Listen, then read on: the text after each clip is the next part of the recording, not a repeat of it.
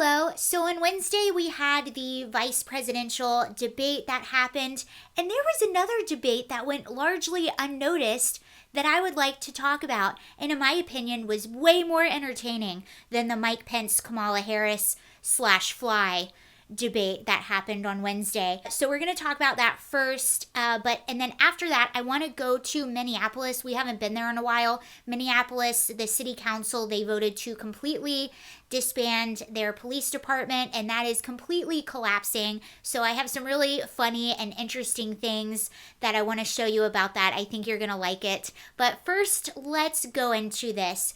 So the debate that I'm talking about is the Portland mayoral debate that happened recently, and I'm not even going to segue you into it. Just watch. For this debate, we asked KGW viewers and Oregonian readers to submit their own questions for the candidates. Both candidates will answer these questions, and each will get 60 seconds. Here is our first video from St. John's resident Dan Christensen. This question is for both candidates.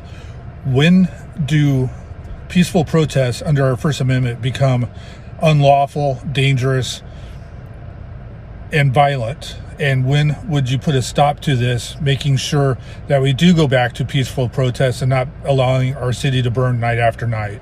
Thank you. Ms. Iannarone, you're up first, and you have 60 seconds. Thank you for that question, Mr. Christensen. I know how upsetting it is when there is unrest in your neighborhoods, especially when night after night we're seeing that protests about police brutality are met with increased police brutality, and how comfortable it can be when things like tear gas are administered and leak into the homes of residents in neighborhoods across the city. The answer to addressing the issue that's happening in our streets is to standing alongside these young Black Lives Matter leaders, meeting with them, talking with them, working with them on these issues, and making progress toward real reform. I condemn violence in all forms, I always have, but we must know that the answer to protests about police brutality cannot be increased police brutality. I'll give you just a few more seconds, Ms. Iannarone, because I think he also wanted to know, where do you draw the line between peaceful protests and when they become into criminal activity? We need equal enforcement of the law, regardless of who is engaging in criminal activity. And as Portland mayor, I will not be able to control what any individual protester is doing in the streets. My job will be making sure that the police do their jobs, making sure that they're held accountable for when they break procedure and even the law. That will be my job as Portland mayor, and ultimately we'll have a police force that's well equipped to enforce the law without racial bias in the future. I have a follow-up for you. You've been called the Antifa mayor. Are you Antifa? And how would that guide how you would handle protests as mayor?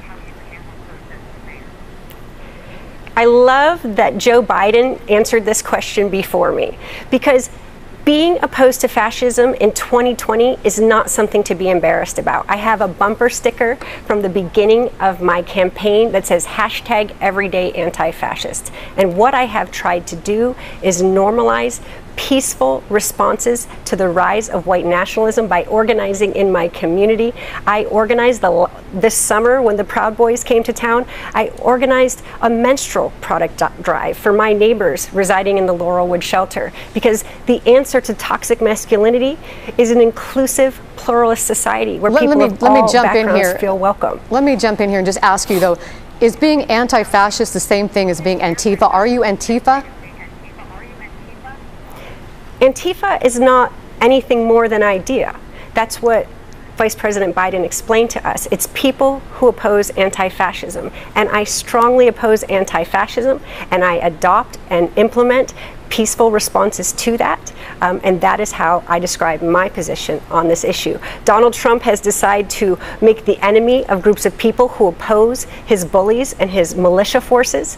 But I'm not going to be caught up in that rhetoric, because it's false. It creates division in our society. It creates division in our city, when what we need is every single Portlander faced in the right direction, saying hate is not welcome here. Thank you. Mayor Wheeler, I'm going to read Mr. Christensen's question again for you. When do peaceful protests under our First Amendment become unlawful, dangerous, and violent? And when would you put a stop to this, making sure we go back to peaceful protests, not allowing our city to burn night after night?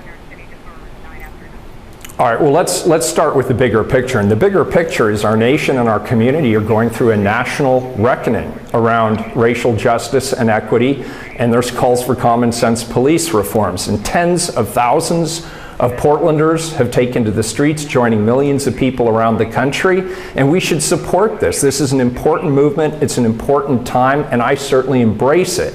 On the other hand, there are people who've been engaged in nightly violence and criminal destruction. And leaders should say unequivocally that violence will not be condoned. And for those who are engaged in active violence or criminal destruction, regardless of their political beliefs, they should be held accountable for that violence and criminal destruction. I don't know why, but I get this weird feeling like she's going to cut off my hands.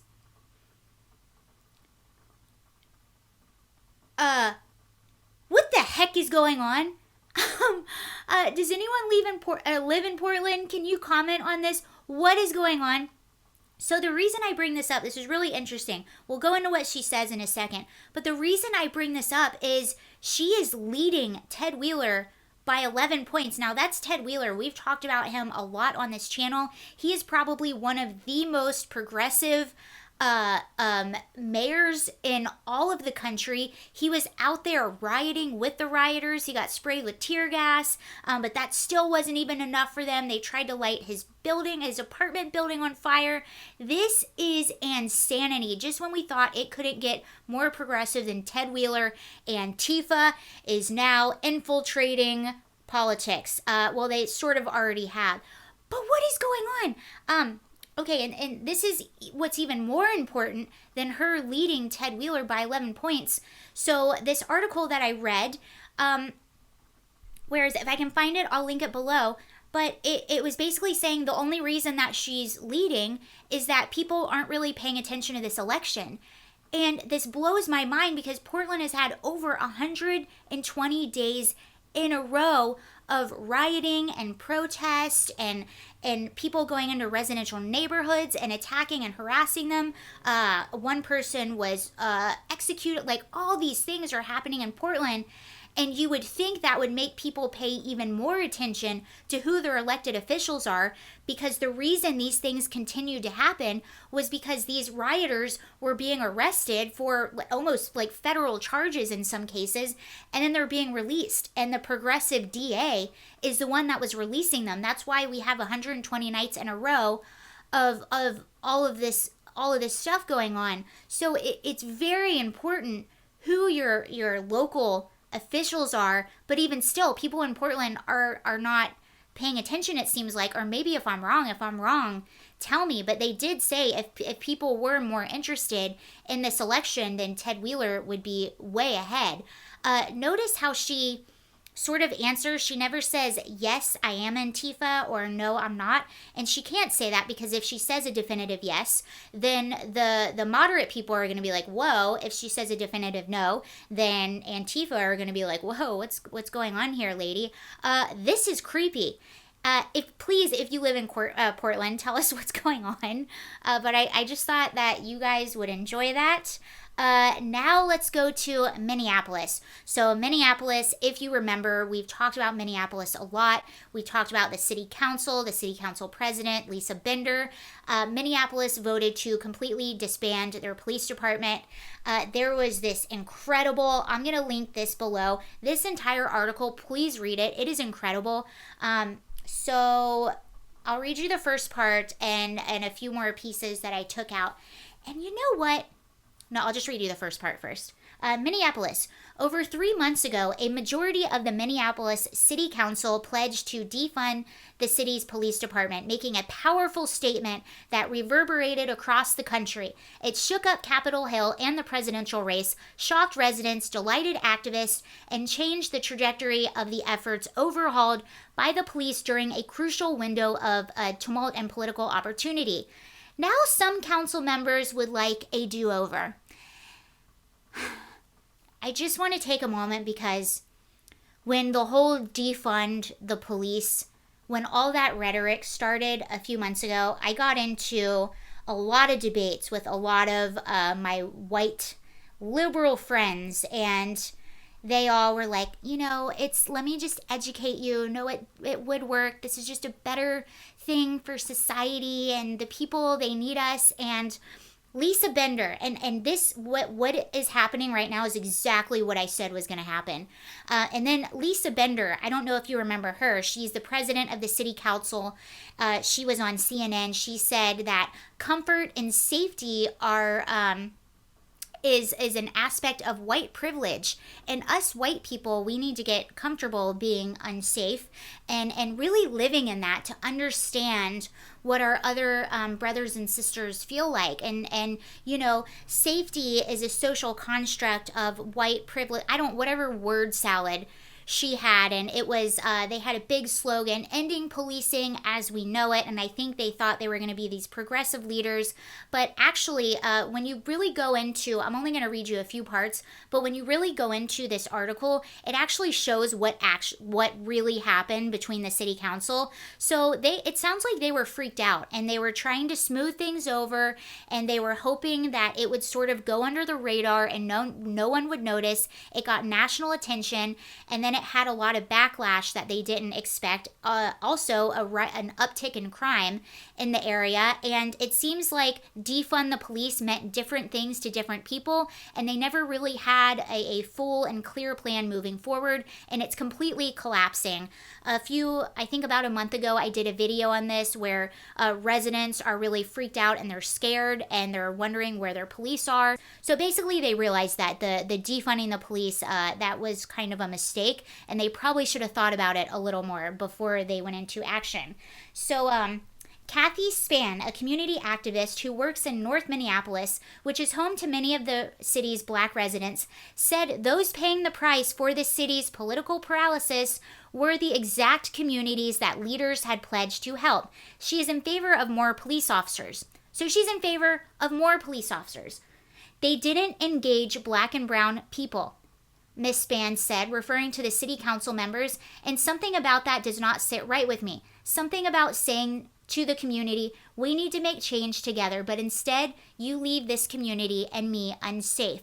And we've seen this in a few of these cities that have voted to defund the police. You have these mostly white city council members speaking for communities and making decisions without actually engaging those communities, and then they hurt those communities even more. And then this was really interesting, probably my favorite thing that I read throughout this entire article. Some who supported the pledge said that white liberalism that has long defined Minneapolis politics and the larger Democratic Party was often more about aesthetic embraces of racial justice than facing and fighting for its reality. I'm embarrassed that we were not able to affect the kind of change I think people deserve. And that's basically all I have to say about that. I've said this a million times. You defund the police, it is going to hurt the very communities that you say you want to protect. It is not going to hurt the affluent communities, whether they're black, brown, or white. It's not going to hurt the affluent communities that can afford private security. It's going to hurt the lower income, high crime areas. And those are the people that you need to protect. Those are the people that usually want more policing. Anywho, what did you think about all that? Do any of you live in Minneapolis? Let us know if you have any thoughts on what's going on, or if you've seen a change in your policing since all of this discussion and all of this has happened. But thank you guys for watching. Bye.